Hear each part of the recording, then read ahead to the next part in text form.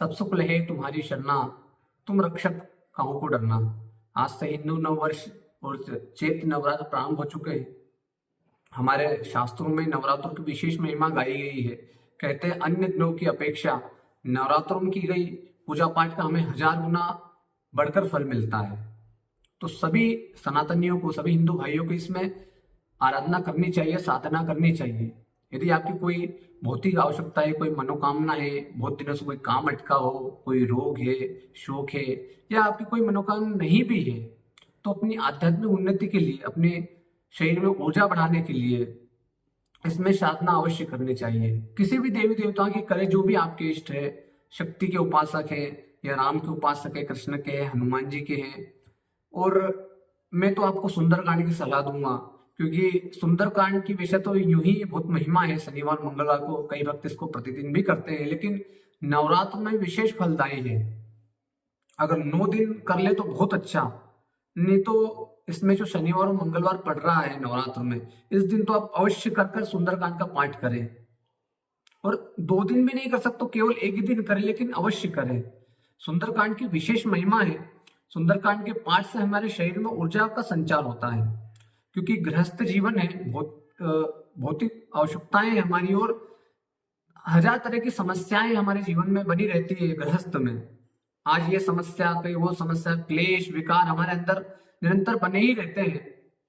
और सुंदरकांड का पाठ इतना चमत्कारिक पाठ है कि इसमें इसको पाठ पढ़ने से हमारे अंदर ऊर्जा का संचार होता है। हमारे अंदर जो भौतिक, हमारे अंदर जो गुण है, हमारे अंदर जो शक्ति है, वो हमारी बौद्धिक क्षमता का विस्तार होता है। हनुमान जी जब माता सीता खोज करने गए थे तो उनको कुछ भी नहीं पता था अपनी शक्तियों के बारे में, लेकिन इन्हीं सुंदरकांड में जामवन जी ने हनुमान जी को उनकी शक्ति का याद दिलाया, बोध करवाया। तो चूंकि सभी इंसानों में, सभी इंसानों में, लोगों में भगवान का वास है, लेकिन सोए हुए हैं वो।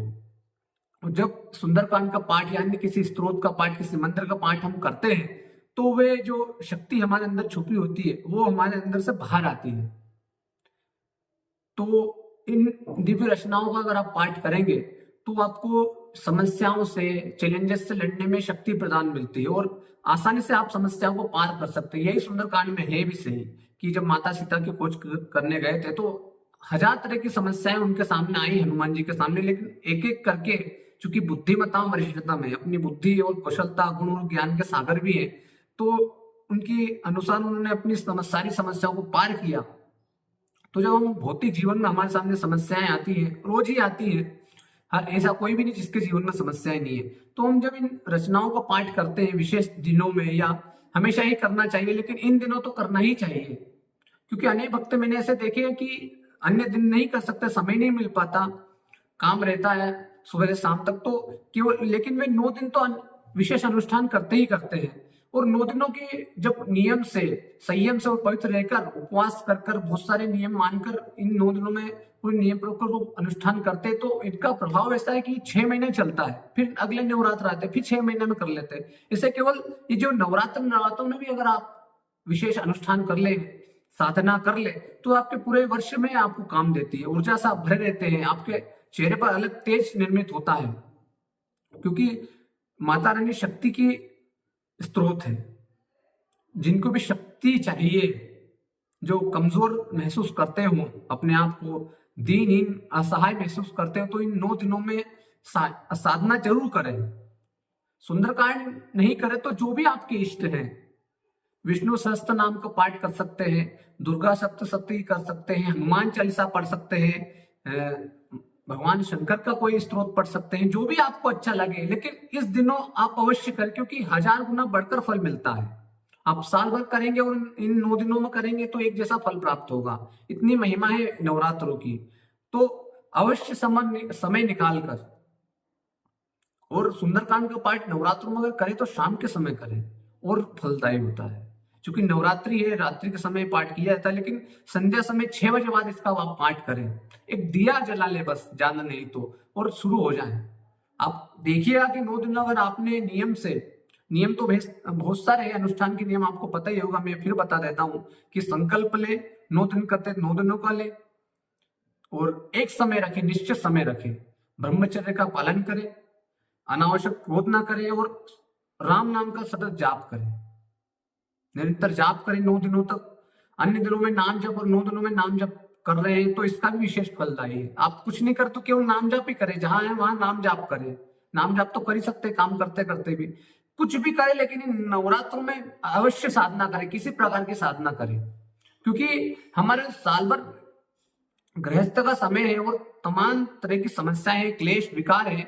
हम फिर भागते फिरते हैं किसी वेद के पास, किसी हकीम के पास, बाबाओं के पास, पंडितों के पास, ये पूजा कराते हैं, वो पूजा कराते हैं, क्योंकि परेशान, भौतिक जीवन में परेशानियों का समय है, वो सभी के जीवन में परेशानियां हैं।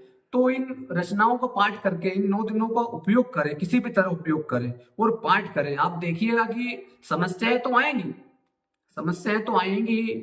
भगवान राम और कृष्ण ने भी अवतार लिए तो उनके जीवन में समस्याएं, लेकिन जब आप इन रचनाओं का पाठ करते हैं तो हमें इन समस्याओं से लड़ने की, कि हम कौन सा निर्णय लें, कैसा निर्णय लें हम विपरीत समय में, तो ये हमें काम आती है।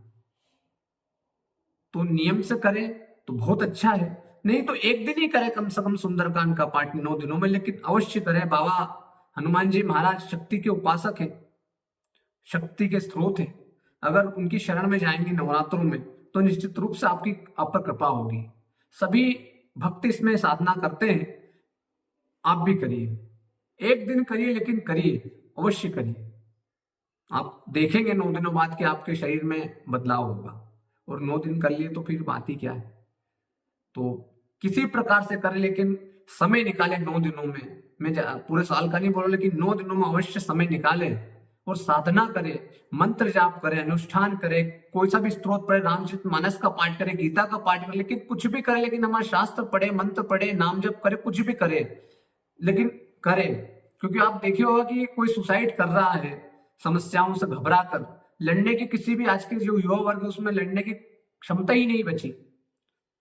विपरीत समय में कैसे निर्णय लें, कैसे हम सामना करें समस्याओं का, ये शक्ति युवाओं में बची नहीं है। जब आप दिव्य रचनाओं को पाठ करते हैं, इन शक्तिशाली देवताओं से जुड़ते हैं, दिया जलाइए, देवता चैतन्य हो जाएंगे। पाठ करिए स्त्रोतों का, आपसे संवाद करेंगे। आपको कुछ भी नहीं करना है, आप केवल पाठ करें, आपके सामने रास्ते खुलते जाएंगे। ये जो देवता है हनुमान जी महाराज, ये चैतन्य है, जागृत है, अजर है, अमर है, आज भी अपने भक्तों की रक्षा के लिए। अनेक भक्तों का अनुभव है कि संकट के समय हनुमान जी को उन्होंने साक्षात अनुभव किया, उनकी ऊर्जा को। आप भी कर सकते हैं, लेकिन समर्पण भाव से, प्रेम से साधना करनी पड़ेगी। प्रकृति बिना त्याग किए कुछ नहीं देती, त्याग तो करना पड़ेगा, कंफर्ट जोन से बाहर तो आना पड़ेगा। इन 9 दिनों में, 9 दिनों की तो बात है, कैसे भी करें, लेकिन सुंदरकांड का पाठ करें, हनुमान चालीसा का पाठ करें, या अन्य जो भी आपको अच्छा लगे मंत्र का जाप करें, लेकिन करें, आपको साल भर काम आएगा।